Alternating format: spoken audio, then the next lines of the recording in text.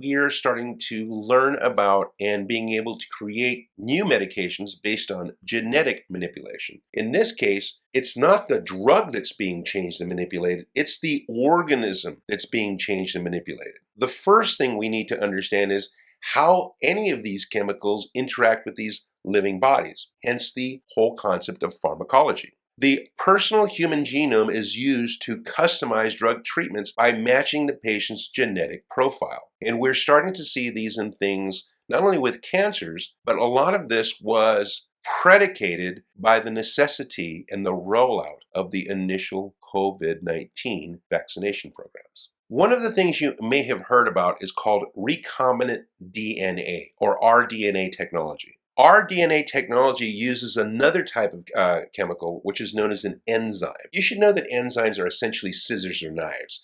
They take chemical bonds and cut through them and separate the atoms. They remove the chemical bonds. After the enzymes are done removing the chemical bonds, now we have different chemicals that are free to either transfer or recombine with other chemicals within that organism. What that allows us to do is take a part of another being, another organism, and put it into a new organism. Why would I do that? Well, perhaps the new organism isn't making the chemical insulin, which is critical for metabolism. By taking the DNA of the donor organism and infusing it, putting it into the person that's suffering from the insulin deficiency, that person's body will now be able to make insulin based on the DNA, not of their own body, which has been destroyed, but of the donor body, the genetic makeup of that donor. There's already many medications that we have created by using this technology. These include one of the medications called erythropoietin, or EPO, which is a way to stimulate the body into creating more red blood cells. Turns out that many patients who have kidney failure and require dialysis also suffer from anemia or a lack of red blood cells.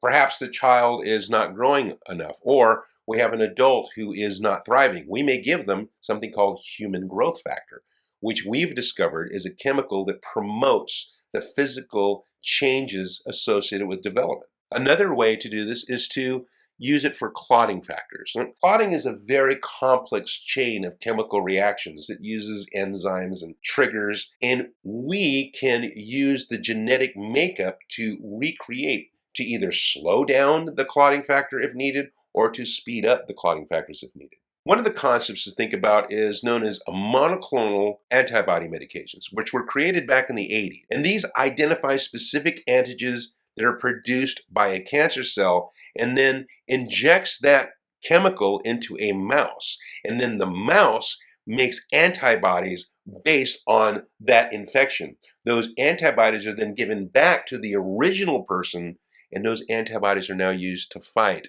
that disease. So essentially we have a hybrid cell. And this is kind of dangerous because we are using an active life form within the mouse. We're using these B lymphocytes. These B lymphocytes do create these antibodies, but remember, they're specific for mice. We are not mice. So when we bring them into our body, there may and oftentimes are reactions to that. But if the patient can tolerate it, these antibodies now target the cancer cell. They fuse with the cancer cell and they prevent the cancer cell from reproducing. As soon as you prevent a cancer cell from reproducing, you've won. The whole problem with cancer is that it reproduces so quickly that it overwhelms the body.